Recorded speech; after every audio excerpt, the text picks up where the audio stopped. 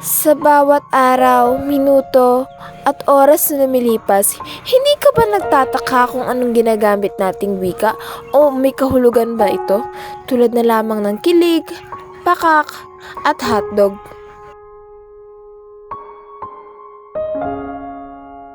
Uy, pre, silo mo, crush mo. Oo nga tara puntahan natin. Sige, sir.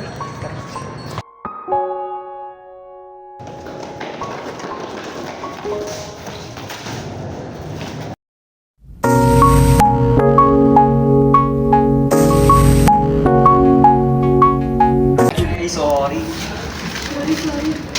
Sana all! Kapilit naman! Uy, Ed, tumigil ka nga dyan. Tara na nga, Ed!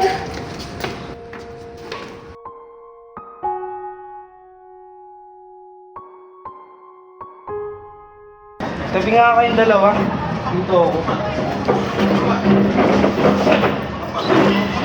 Uy, alam niyo ba, bumili ko ng hotdog, Kinening B.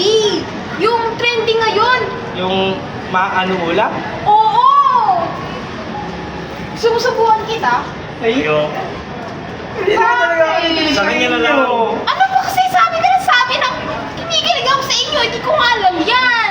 Okay. Sabihin mo na. Hoy, huwag na nga yan. Oo Pero nga, nagtataka ako. Ano kaya Tagalog ng hotdog mo? Oo nga no. Mainit na aso. Loko! E di ano to? Yakadiri! Anong aso? Ikaw, nagtataka ako. Ano kaya Ikaw Tagalog? ba, ano ba ang pagkakalo mo na hotdog? Di gumagalang aso yung kinakatay. Anong kinakata? Diyos ko po naman. Sige na, mamaya na nga lang yan. Alis muna ako. Oh, dali mo na to. Sige na, thank you. Bye-bye! Mamaya na nga lang yung hotdog na yan, nakakainis naman. Hindi natin malaman kung anong Tagalog. Ay, Dave, lumapit ka dito, may makeup pa na lang. Sige. Bet ko yon. Ano ba gusto mo? Barbie style, Korean style? Barbie style na lang. Sige.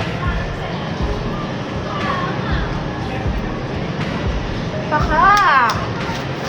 Pakak na pakak ka dyan, sis! Bagay na bagay! Hindi pa ka.